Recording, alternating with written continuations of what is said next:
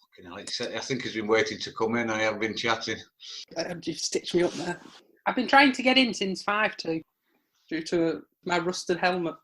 I'll tell you what, Blezs, Joe Martin's so hard on these Zooms. Shambles, Bleazard. Right, we'll start.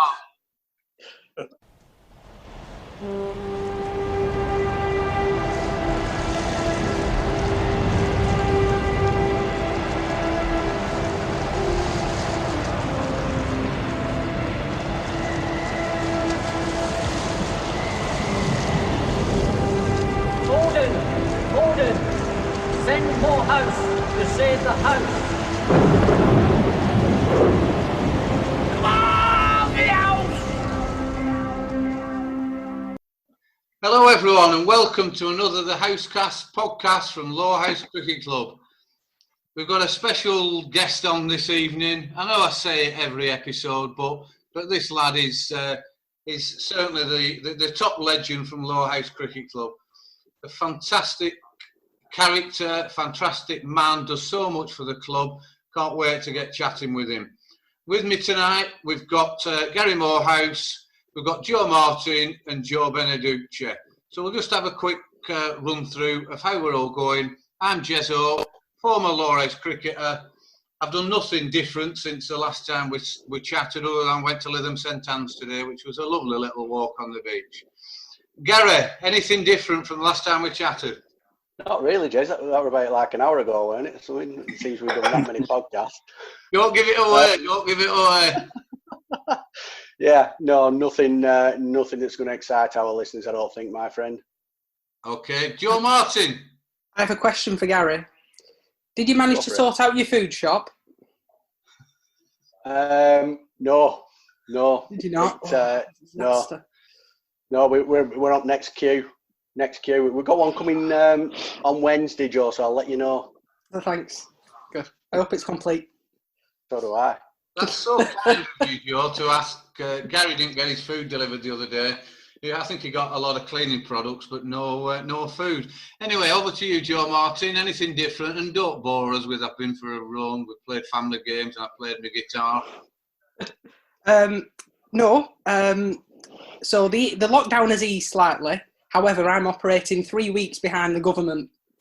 So I'm still in the original lockdown, just because to be safe.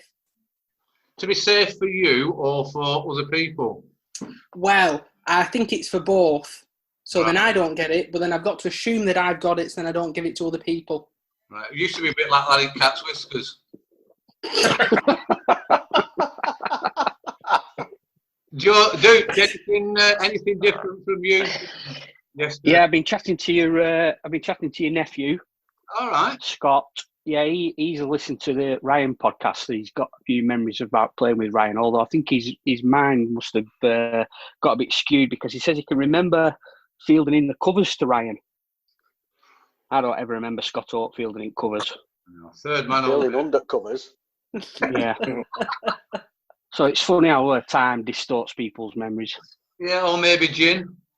So, yeah, thanks very much for your input and coming back on, chaps. Again, we're ploughing through these. We're getting them out once a week, we've decided. So we've got a few that are backing up now that will get out there. We've had some great feedback around the Ryan and the Paul Stanley and the Macca ones. And I know Gary and Joe have had personal text messages and around how much people, spectators are appreciating these, in these difficult times. So we'll try to keep them going out. If everyone can keep listening and subscribe when you can and support our three sponsors, Johnny Russell at Milltown Pies and obviously Art Caterers, SPE Furnishings and Alexander Grace Law Firm, solicitors in Burnley. So let's support them as well. And thanks very much for your feedback. Anyway, here we go, on to tonight's guest. This lad made his debut, I think it was 2 years after I made mine, and I'm probably, late side of 80s now. He's played 37 seasons in the Lancashire League.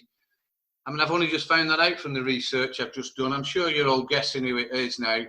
He's the highest scorer of all time for Lowerhouse Cricket Club and keeps piling those runs on. He scored over 16,500 runs. Had a few 28 wickets, Blezz. You used to get those wickets. It's Chris Bleazard. How you doing, Chris? Very well, Jeremy. Yourself? Keeping well? Yeah, we are. Yeah, we are. It's Lisa's in lockdown. Got little dog to run around. Garden's immaculate, but yeah, we're doing well. What about yourself? How's are you having to go back into school yet? Not entirely yet. No. My obviously teaching sixth form classes. They're all doing exams, so there isn't any new work to teach them. So at the moment, we're entering exam codes for them, estimate, and we probably won't be back, I don't think, till September. Right, okay. It must be difficult times for you, and we all know how dedicated you are, and for the students. Are the students finding it comfortable, or as comfortable as it can be in these times? I think the students that I teach are having a whale of a time. Really, they're most of them are working. All right. In probably not delivering Gary's groceries. There's a lot of them working for Tesco's and Sainsbury's and so on and so forth. So yeah, getting quite a bit of brass. Yeah, good. I mean, it's good that they're keeping their morale up. It's so difficult, whether it's teachers, delivery drivers, or obviously NHS and the other, the services that are helping us out. So good work, Chris, to keep it going. Chris, thanks so much for coming onto this podcast. We've mentioned to previous guests, it's all about what you've done, and we want to know a few stories about you. Not all serious stuff, some funny stuff. Your dad passed away quite recently. We all love and have fond memories of David, how he was at the club. Ben, your nephew, first team captain, doing a great job, a fantastic job there. But I think, initially, from my scheme of this, is to just go back how me and you first started, in the early 80s and late 70s playing junior cricket. What are your memories around that down at the Lowerhouse? I remember, obviously, my dad played for Worley in the Ribblesdale League, so I spent sort of my first sort of 10 years following him round every summer, really, from Ribblesdale League grounds, and sort of like getting into cricket that way, being a nuisance around the dressing rooms, playing at half time with my dad, swinging on gates, climbing over fences, getting into trouble, getting a few clips round the ear, trying to nick a few pints from underneath people's tables when I was, 11 or so. But my dad was from Worley originally, but obviously had moved to Burnley and lived in Burnley. So when it came to my junior cricket, he obviously wanted me to play for Worley, but it was just too far to get to Worley of an evening. So it was a case of where should we go? And obviously we'd been down to watch a few Lowerhouse games in the late 70s, and it seemed like a really nice place. My dad knew a few folk who were playing there, knew a few folk who were on the committee. When I was about 11, it was sort of like, right, time to make a decision where you're going to play, and it was Lowerhouse that I chose for a couple of reasons. One of them was your younger brother, who was the year above me at school, really, and had played, Lancashire under-13s when he was, 12 or so, and I played a bit of cricket with Nicky at school and things, so that was one of the reasons I came down.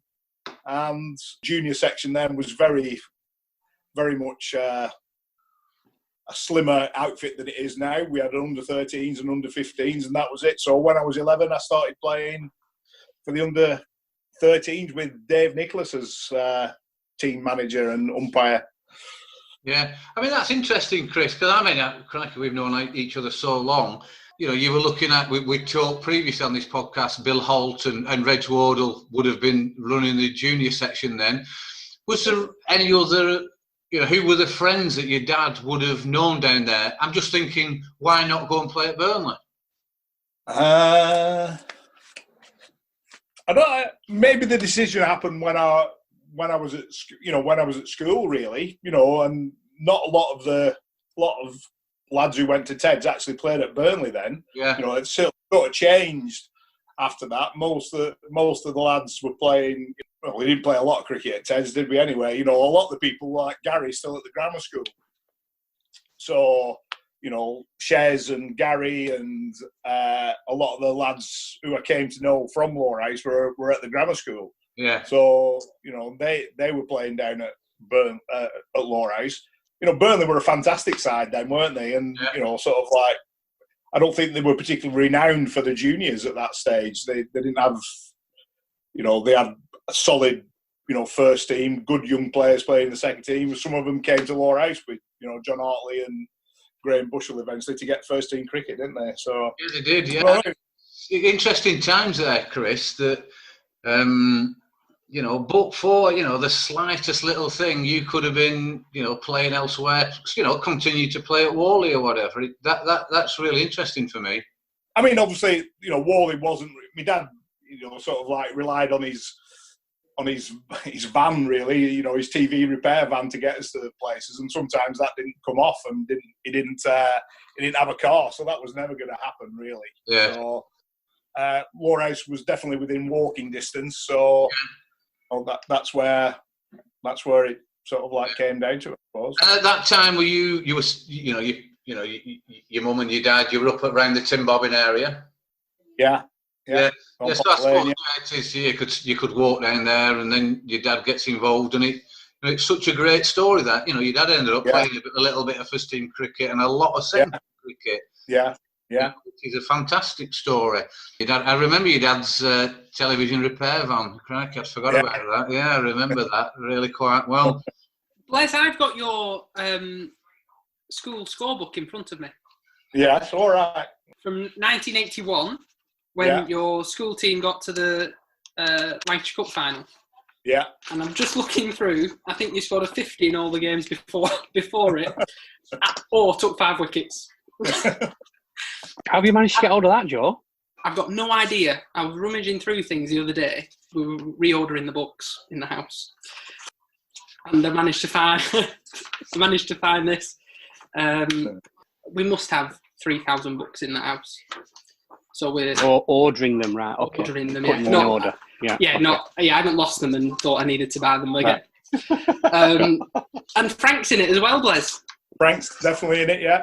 Yeah. What was Frank like at that age? Very tiny. He was a tiny kid. Was Frank? He didn't actually start sort of growing until he was perhaps 14 and 15 to the limited height that he is now. But he was very, very small. He at school he used to be a bit of a scamp, did Frank, and you know, sort of like used to tease the bigger lads, you know, sort of like the rugby lads. He played a bit of rugby, did Frank, at scrum half, and he used to sort of like go around, sort of like provoking the bigger lads to try and chase him, and Frank would then just run off and hide somewhere and sort of duck under things while they were like running into him. But he did get a fair few beatings, which may give rise to some of the issues that he's had later in life. And when he grew a little bit, Blezz, and couldn't run off. Yeah, exactly. Yeah, he'll try to run over fences or under them and get him caught. Yeah. Oh, fantastic. I don't know if I've moved on too quickly there, Jez. So that's 1981. But so, what was it like playing at Old Trafford at that stage, Blezz? If the word surreal was invented in 1981, which I'm not sure it was, that's what it was. You know, we played the Harold Bailey competition. You normally ended up playing like a local school in the first round, and if you had half decent cricketers, you ended up playing the grammar school, and you get tatered. I think I can't remember who we played in the first round. It might have been the grammar school, but we managed to win. Then we played Clitheroe Grammar, so that was like another step up. So you like going out of the sort of locality, and we managed to beat them. And I don't think anybody knew we'd ever been that far. We'd ever even got, you know, past the second round in times gone by at Ted's. And then we played another 2 teams. Who did we play the third round, Joe? So it was Sir Thomas More. Right. Sir Thomas More Roman Catholic High School, I presume. And then St Mary's College Crosby. Yeah, we played those in the semi-final at St Andrews. You know, semi-final of the Lancashire competition where all these, and we played them at St Andrews where you had to get changed in a shed. Yeah. We were all playing in, you know, like I think Joe mentioned on one of the earlier podcasts, playing for school in your school trousers and a white shirt and cricket boots if you had them, or trainers for most of us. We still played the semi-final in school trousers, white shirts and cricket boots.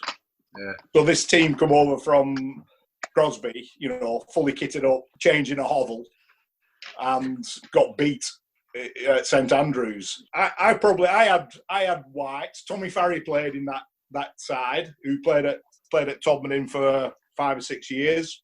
Played first team cricket at Todmorden. And other than that, we had nobody who was a cricketer. Absolutely nobody. No pedigree other than playing in schoolyard. Yeah. You know, Frank made most of his cricket playing at schoolyard, although he did come down to Lowerhouse about that time. And we got to the final, and we played the final at Old Trafford, the sort of like 3 weeks before Botham's 110 at Old Trafford in the 1981 Ashes. So we're at Old Trafford. You know, 11 of us managed to get begged, borrow, and stolen whites from somewhere. Ringing bell at Old Trafford. walking out to bat where Ian Botham gets 100 3 weeks later. Absolutely unbelievable. Never seen anything like it. No, that's fantastic, Chris. That is. Who was the teacher then that took? You know, you always had a teacher that looked. Yeah, it was Dave Preedy really, and Mr. Duxbury. Oh, Bill Duxbury. Duxbury, couldn't remember his first name. Yeah. Oh, And I think Bob Johnson did the scorebook, didn't he, Joe? Because if you recognise the writing, it's Bob Johnson's writing. Yeah, it's so all the team names and stuff have been written in like calligraphy fountain pen. I don't know if you can see. Yeah. Oh, look at that. I mean, in the build-up to the final, I mean, I don't want to ruin your story, Blezz, but you didn't win the final, unfortunately. Well, we won by getting there, Joe. Yeah, exactly, Blezz. I know. Scenes of Lowerhouse to come for 30 years. So that's interesting. You've got the scorebook from when Blezz played. There's a number of scorebooks missing from Lowerhouse Cricket Club. I just wonder if you've got a bit of a confession or there's something you want. Stan is searching high and low for them. Well, I really love scorebooks, and I was on the phone to Stan this week, and he'd listened to some of the other podcasts, in particular the 2005 one, to which he said, "Oh, so that's where the scorebook is." I knew he had it. But what about you? Don't deflect it. What about you? Where's other scorebooks have you got? I don't know. We're only about halfway through the reorganisation, so. How many have you found? I've got the three scorebooks from 1990, Jez. All right. Okay. All right. That's a good. Why do we need three, Blezz? You know why there were three scorebooks, don't you, Jez? Yeah, I do. I remember why. Because Norman Dale got run out of town. No, it wasn't that Norman one. Dale. It was when Tripp was captain. All right. Yeah. We never had the scorebook there because he never turned up until 5 minutes before it started the game. So we always had an emergency scorebook to give the scorer to start getting across to where he needed to go to. You must have tossed up about 20 times that year. That is a fantastic story that had completely passed me by. I don't know how I would cut this in, but I was vice captain that year for Tripp with Delroy Morgan, and that happened, didn't it? We had to borrow a scorebook from Rottenstall's fourth team out of the cupboards because Tripp weren't there. They had to toss up and do whatever we did, and we used their scorebook. Yeah, and then we had to get another one, and so we carried a spare one with us all the time. So there, I think we've, any listeners out there who might have the odd scorebook, if they can start handing them back into Stan. He's not sleeping very well at the moment. Now we know where the 1991 is. So we'll move on from your early years, Chris, and it's a fantastic achievement playing at Old Trafford with a team like that. And Ted would have been so proud. You do well in the junior cricket. You play third 11, second 11. Quickly you're obviously getting some runs, and you're a quality player. And then I think, would you have been 16 when you made your debut? 16, yeah. Yeah, 16 at Todd, I think, was it? Home against Todd. At home against Todd. What was your memories around, the end of the 82 season when you were doing well and getting into the first team? Did you expect to get in? What went on there? We'd had the really good year, the 1980 year when they got to the Where's the Cup final, or the Martini Trophy final. Then in 1981, we came close to winning the league, wasn't it, at Rottenstall, where if we'd have beaten Rottenstall, we'd have won the league. Was that 81? 79 and then 80. One way or the other. Anyway, I can remember it. From Lowerhouse not being a particularly good side and hearing that side of it, actually those 2 years, we had a really good side with John Hartley and Graham Bushell and Pankaj Phil, good pros, Iggy. We had a decent side. I didn't really expect to get into the first team around that time, but you knew you were one of the next names on the sort of sheet if things changed a little bit. And I think after the 81 season, I think John Hartley went pro in. I think Bush might have gone pro in. There were a couple of spots available when Lofty's taxi drivers sort of let him down, really. So I couldn't drive at that stage. Some people like yourselves will probably say I can't drive now. That was a route into the first team at that stage, wasn't it really? It was. If you live near Lofty and you could drive, you had a half decent chance of getting inside. Yeah, it was, Chris. Yeah, we do. I remember those. Because I was what am I? I'm probably 4 years older than you. And then John Ormerod.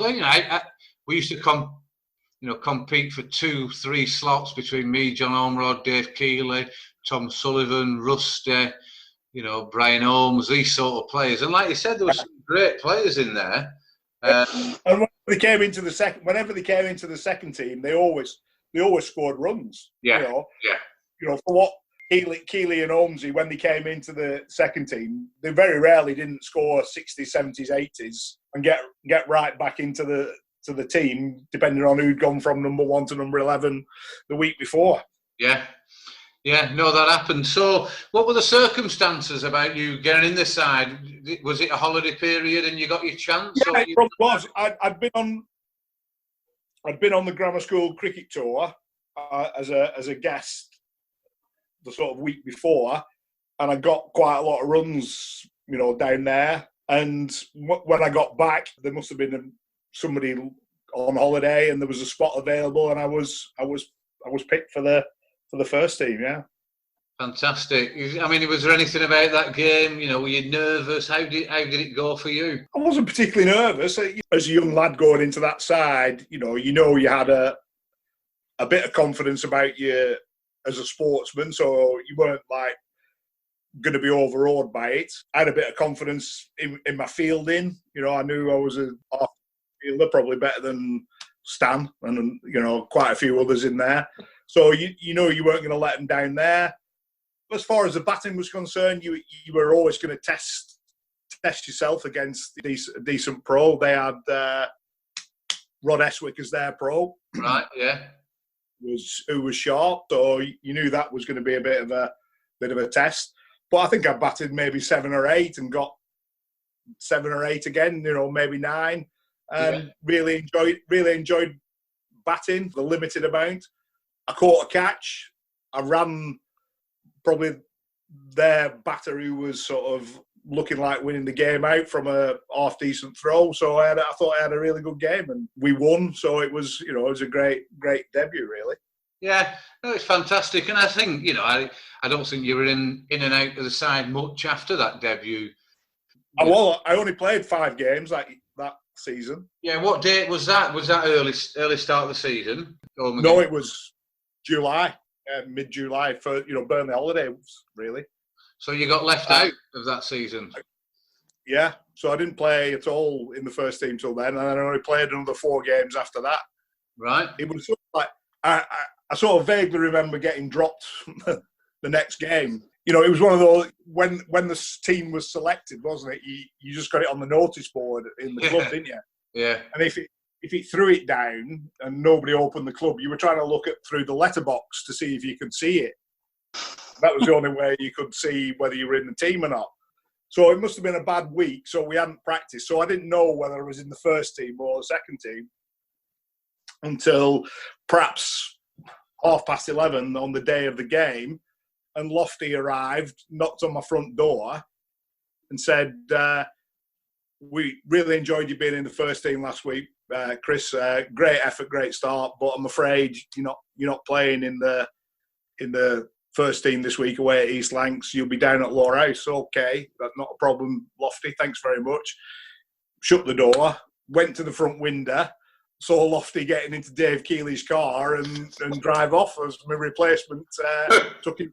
Thanks. Yeah, it was. You know, that is so true how that went on, and you know, we chatted to a few other players, not of that era, but we were very close to that era, and you know, we look back at the coaching we had, you know, which we really we appreciate, but the actual management and the way that the club was run at that stage, it does make me wonder sometimes, Chris, if other clubs were run similar. You know, how we know we didn't have mobiles, we couldn't text each other. I wonder how other clubs got told they were dropped. No idea, Jez, but we could have been doing it by carrier pigeon. It'd be more reliable.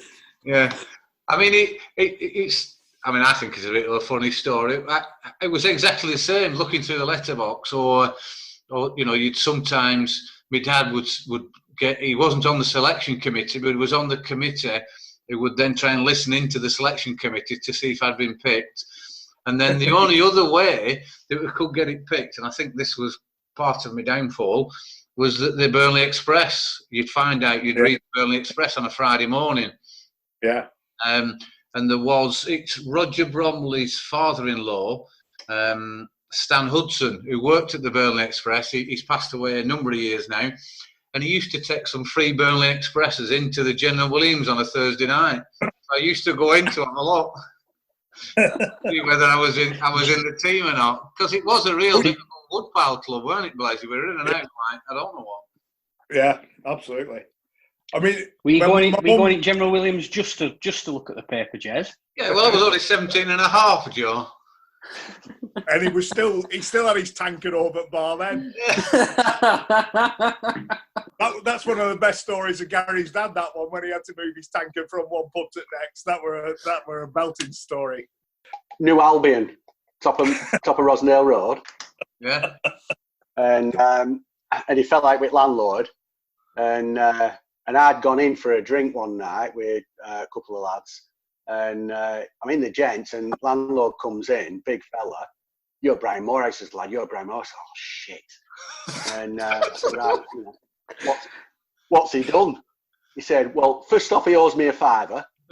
Right? Okay, here's a £5. He said, second hand, he said he's took his tankard and he's gone round all local pubs, bartering through where he can put his tankard over at bar. He said, and somebody would knock him 3p a pint off, so he's put it over at bar there." Fantastic. Yeah, I do remember that previously, Gary. You and Chris telling me that. No, quality. So anyway, Chris, so you've that's your debut. You've played, you know, half a dozen games that season. Then we move on to 84 and 85, and you start getting established. What can you remember about that? Because obviously Curtis Hazard's around then, and you know. Again, I may have played half a season, possibly in 84. Still not getting regular games in the first team. Yeah. And then, sort of, by the time it got to 1985, I think, again, 84 was a bit difficult. Most young kids go through it, don't they? Of batting 6, 7, 8 every time, doing quite well, going in, getting 20s, 30s, but still not getting an opportunity. 1, 2, 3, 4, 5. And it was getting a bit frustrating. I think John Bushell was in that same position, batting 5, 6, 7, 8. And we started nattering that we could have done with getting a bit of a do, because other people weren't getting any runs, batting, you know, in the decent batting spots. And towards the end of the season, we perhaps did get more of a go in the prime spots, 3 and 4 and 5, batting around wherever Curtie wanted to bat, really. Probably did all right towards the back end of that season. And 1985 was probably my first full season, and I started off that season batting against Jack Holsworth at Church and got 60 in the first game. And that was probably only when I felt established. So I was 18 then when I played my first full season. But I can remember talking, you used to say about Jack Holsworth, he's a canny bowler, he can, he does this with it, he does that with it. And I can't remember who I was batting with, but it must have been like a senior pro, somebody like Higgy or Stan, and they said, just watch him for picking seam on ball. Just watch him for picking seam on ball. He always picks seam on ball. Just keep an eye on it. So, what's he on about picking seam on ball? No idea. So, I got 60 against him. I hit him for a couple of 4s and a 6 and was quite pleased with myself. And then, sort of like, from there, like, relatively established. But that season was a bit of a difficult one with Curtie because it was his 3rd year. Things had started to go a little bit sour. It was his least productive season. Things had got a bit strained between him and Iggy and, a few other lads in the side as well. Yeah. So it was a particularly enjoyable year in that sense. Yeah. But, And then you're, so that, by this stage you're 18, 19, you had 358 runs that year, Blezz, at 20. Yeah. Which is a great effort in, I'm not, honestly, Joe Martin, I don't want to sound like Stan, but, it were tough times then, decent pros, the pitches probably weren't the same, and it was a bit of a transitional year that, because the year before, Chris, when you got, you still averaged 17 then, that's when Curtie broke the record, he got the 1,060 odd, whatever he did. Yeah. So at this stage, because I do remember then, so you would have been doing your sixth form studies and I remember, we probably started playing a little bit of football together around that time. Not necessarily at Belvedere. Dave Worley were playing up there with me, and then we started playing a bit together. But you were so committed about getting your studies done properly. Unlike myself and Joe Beneducci, you were determined to get them all together and to do what you had to do and would come back and play cricket. What year did you go to university, Chris? I did 4 years, so it was a 4-year course. Right. And so it was 85, so after the cricket season in 85, so you go in October to 89. So I played half seasons for those 4 years. Yeah. I played 12, 13 games a season in those games because I was down at Warwick near Coventry. I couldn't get back, couldn't travel back, didn't have a car. Yeah. Loved playing cricket down there. Really, really enjoyed it. Good standard, but couldn't get home. Smooth my path at university. Really, I found it tough going down there. A lad from Burnley, teacher training really, and found it hard work. And until cricket sort of like kicked in the winter term and going to winter net, found it really hard. But the cricket smoothed it over very quickly. I got into the first team squad very early, and loved it from there on. Really. Yeah, I do remember that, Chris, because you've always been. You're a top sportsman and you give everything you've got, but you are a little bit of almost. Some would say, or I would say, a silent assassin. You wouldn't see a great deal from you. Things would just meander along, whether you're within the nets for us or whether you're playing cricket. But you were always that committed to do your best. And I remember you really enjoying that time. And you got into England university team. Yeah, obviously that era sort of like there was still universities weren't quite as the arrangements weren't the same. You had universities, you had polytechnics, and you had colleges. Each one had their own sort of team. Yeah.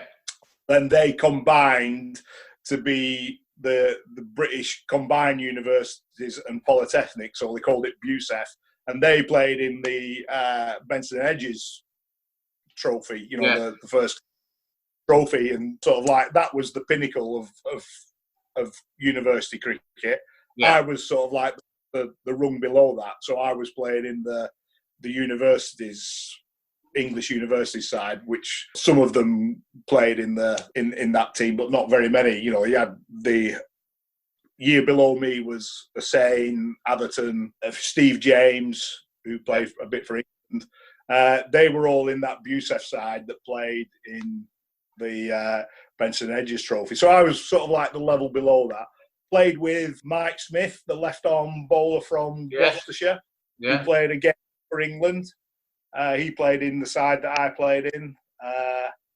Tim Barry played a few games, county games as well. You know, I think he was at Loughborough, but he played a few county games. So there were some decent cricketers played in that side and went on to have half-decent first-class careers.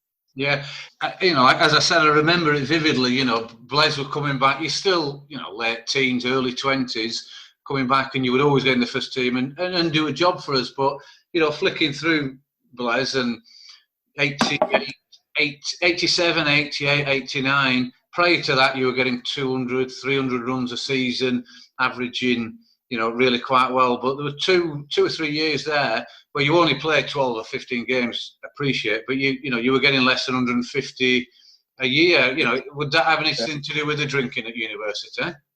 No. My drinking culture came from a friend of mine, really, and I don't know why I drink. I don't know why I drink bitter. Went down to university thinking that I was a pretty poor drinker, really, because every time I went out, I ended up sideways. My mate was like stone cold sober. I don't know what it was. I do remember one night down at Lowerhouse finishing my last beer, or being forced to finish my last beer, and sort of like really, really struggling, but doing it because my mate told me to. And I found his 2 false teeth, you know, in my last gulp. Don't know who that was, Jez. No, that's absolutely. Perhaps you might know. That's absolutely ridiculous. But you look at 1989, Chris, you had 160 runs, and 1990 you had 857. Yeah, I honestly can't remember too much about those university years. I do think if you look at the years after that or anything to go by, it's such a confidence booster to get runs early in the season. I don't know why, but if you get 2 or 3 good scores in the first 4 or 5 games, things seems to paddle along really well. And maybe coming back in the summer, having played different types of cricket on different surfaces, and, you know, I don't know, but I can't remember a great deal about those years in terms of the actual cricket. I mean, probably if you name some of the pros, I'll remember the pros.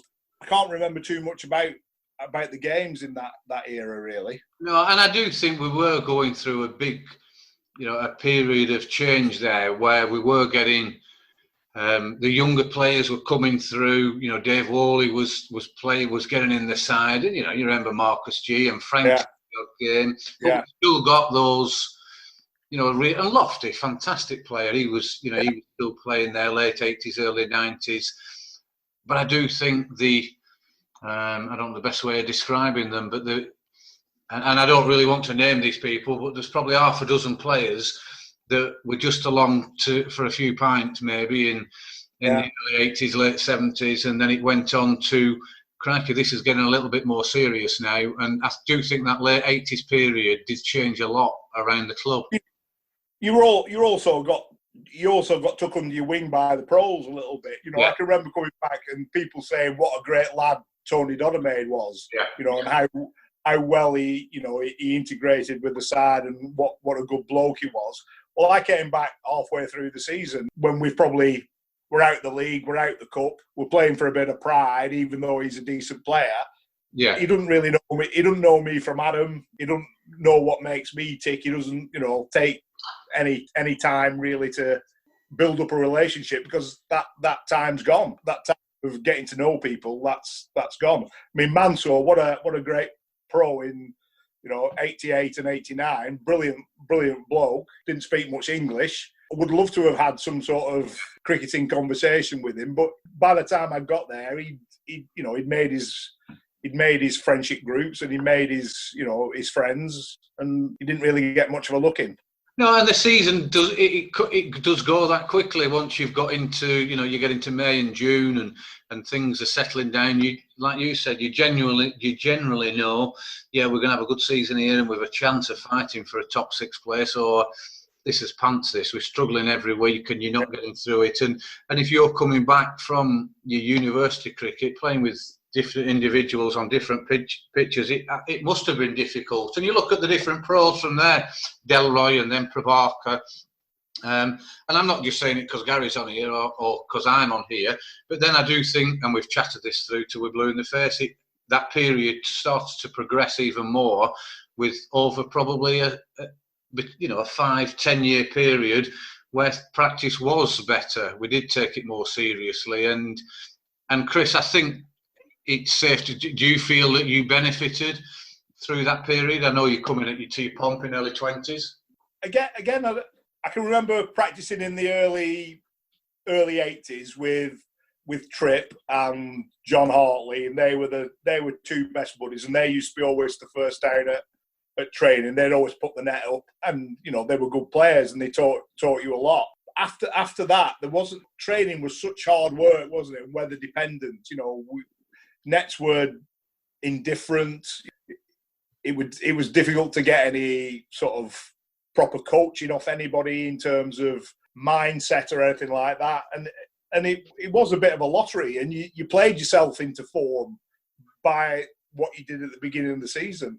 And 1990 was one of those seasons where I had a decent knock in the first innings. In the first game, got 30 odd. And then in the second game, I got 90, and then you're 100 runs into a season, having had 2 games. Your confidence is high. Your name's gone around, so people are wary of you and thinking about things, and you've got half a chance of having a good season. And you did actually play yourself into form rather than train yourself into form. Yeah, it's a good point, Chris. It is, and you look at the professionals we had around us. So you were so focused, and you would have that mindset of doing it, and the pros would then work around you and the other top amateurs and pull the team together. I mean, Joe Martin, any observations, Joe, around? When you went to university, Blezz, and playing cricket university and training and netting, that's obviously it's a completely different culture to the cricket club, which I would probably argue was more social cricket, and university cricket might have been slightly different. Was there anything that firstly was different in terms of training at the university and at the cricket club, and secondly, did you take any of the different training methods or different things you did at university back to the cricket club when you went? Probably negative things, really, is truth be told. At university, we had decent net facilities. We had a couple of all-weather training pitches and a couple of decent, sort of outdoor nets that were fully there all the year. You didn't have to take them down, which was incredible. Something we never had till we got the net complex at Lowerhouse. Probably, I love the cricket there. We played against some good sides. We played against Leicestershire Seconds. Did all right against them. They had Chris Lewis playing, a young Chris Lewis. Lots of county pros playing in that second 11 game. We gave them a decent game. Got a few runs, not massive, but got a few runs. So you knew, you were a half decent player. Me and Jez used to. When we used to play Adlington when they were in the Pomp, and Jez used to work with Alan Massix when he was working at Rosendale Combining, and we used to play that. We used to play them, and we do all right occasionally. We do pretty well against them. We never beat them, but we do pretty well against them. And they used to come and pat you on the head and say, "Oh, unlucky Lowerhouse, you're trying hard. You two are half decent players." And Alan would say to me and Jez and say, he's all right, isn't he? He's not a bad little player, Blezz, is he? He's doing all right. And it's your round, Blezz, just go to the bar. and get me and Jez 2 while you're having 1. Okay. And they were learning from the best of the best. Their top 5 was, what we had in 2005. And they were hard cricketers. They were determined cricketers, and they learned, their trade probably with their next generation, and they taught the rest 6, 7, 8, 9. So it was hard work to learn that way. But then the one thing I took from university that, and I've been mentioning it a number of times, that I knew being captain wasn't for me. I captained the university team in my third year. I can remember Paul Stanley saying in his podcast about Rusty making the teas. Well, I had to make the teas when I was captain. That was part of your responsibility. When you played another, you had to go to the supermarket, buy all the stuff, bring it in, and then you had to make it. Yeah. So, you physically had to make it. You get somebody else with you to make the tea. Somebody, and I just thought, hang on, why am I doing this? And then when you go out to field, I wouldn't bowl myself when I was bowling some people who were worse than me. When I went out to bat, I was, we get kids in who played Derbyshire seconds, we get kids in who play, and you think, oh, I'll give them a go, see how they go on, and you end up batting 6 and 7, and you just knew that I was never going to be a captain. I just didn't have the ruthlessness or the ability to switch off from being captain to being player. So they were the main things I took from university, really, that A, don't ever be captain, and B, don't ever put yourself up for making teas. Yeah.